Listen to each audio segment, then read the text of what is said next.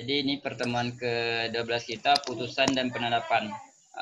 Di mana yang dikatakan putusan itu keputusan pengadilan atas perkara gugatan yang berdasarkan adanya suatu sengketa atau perselisihan.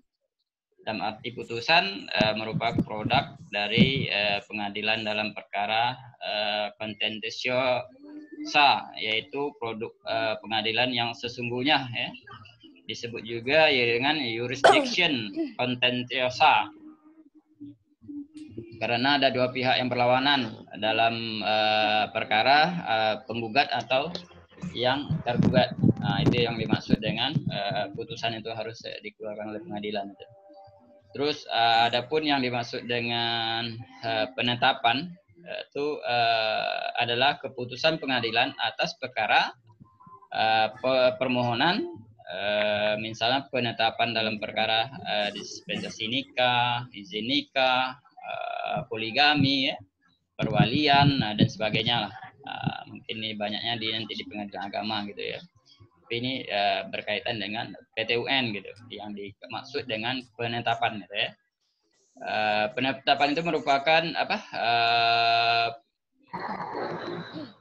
Jurisdiction voluntaria, itu bahasa hukumnya, bukan peradilan yang sesungguhnya dalam penetapan ini.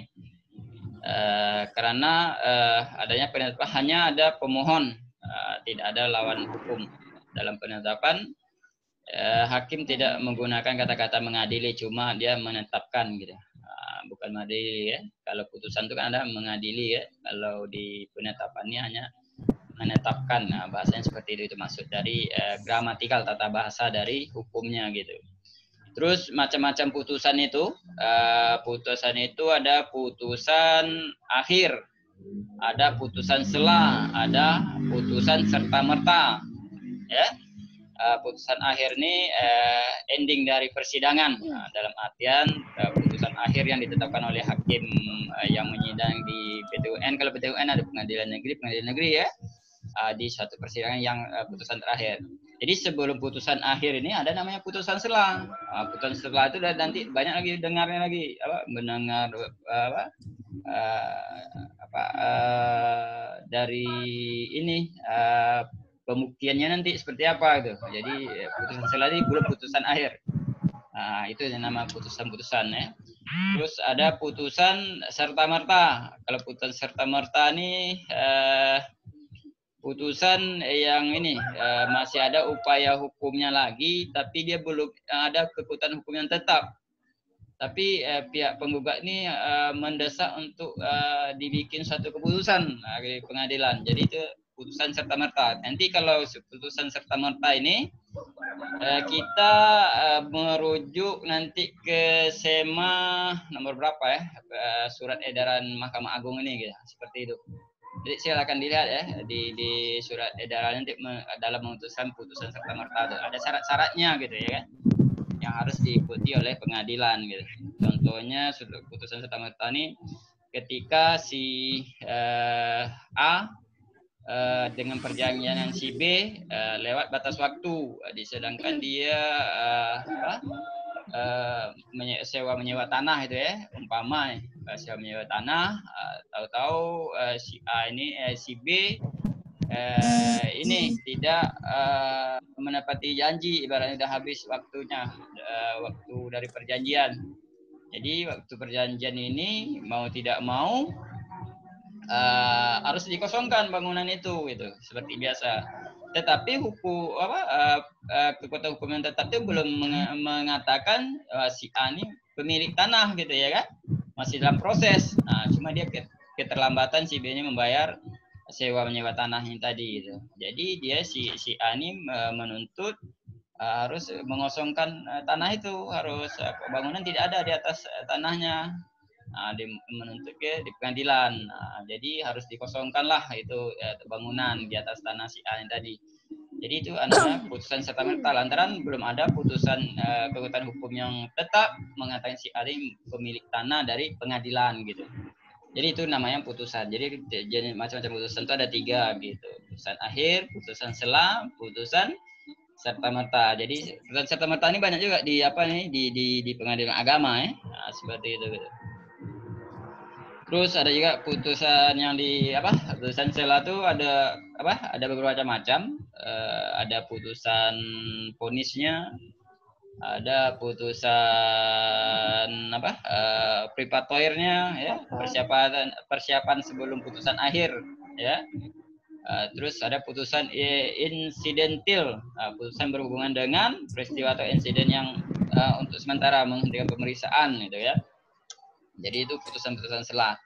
Terus ada putusan interlokutor. Nah, ini bahasa-bahasa hukumnya. Jadi nanti dilihat aja di kamus Inggris hukum atau kamus hukumnya.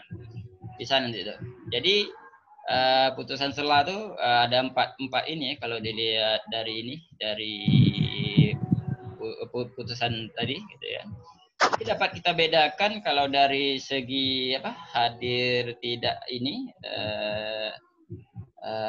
yang tergugat ya atau apa hadir dari segi hadirnya para pihak maksudnya itu ya.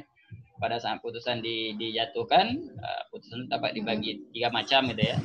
Ada putusan apa yang dijatuhkan karena tergugat atau termohon tidak hadir dalam persidangan ya. Itu adalah putusan perstek gitu ya. Terus ada putusan gugur lantaran gugatan pemohon ini gugur karena penggugat atau pemohon tidak pernah hadir meski sudah dipanggil secara resmi gitu ya oleh ini pengadilan gitu ya dalam persidangan gitu.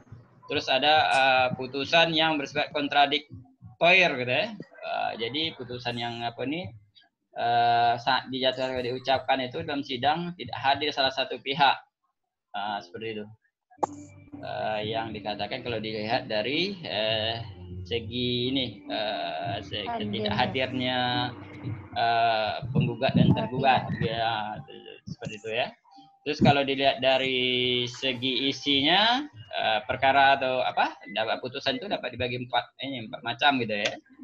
Ada putusan apa tidak menerima penggugat, ada putusan menolak gugatan penggugat, ada putusan yang mengabulkan gugatan penggugat. Sebagian ada yang mengabulkan gugatan yang seluruhnya gitu ya.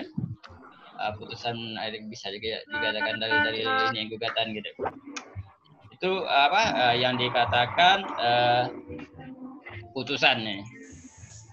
Putusan selani tadi gitu. Jadi itu yang dikatakan apa putusan. Kalau ini untuk ini apa untuk upaya hukum kemarin ya minggu kemarin itu pengertiannya seperti apa atau perlawanan hukumnya banding azazi ya seperti itu. Mungkin itu yang buat keterangan apa sementara. Kalau buat materinya sudah di-share di Google Classroom, silakan diambil di sana. Kalau tidak dapat filenya silakan nanti di via WA group, nanti dia biasa di-share di via WA group gitu. Ada kira-kira yang ingin menanyakan silakan kita buka ini apa sesi pertanyaan.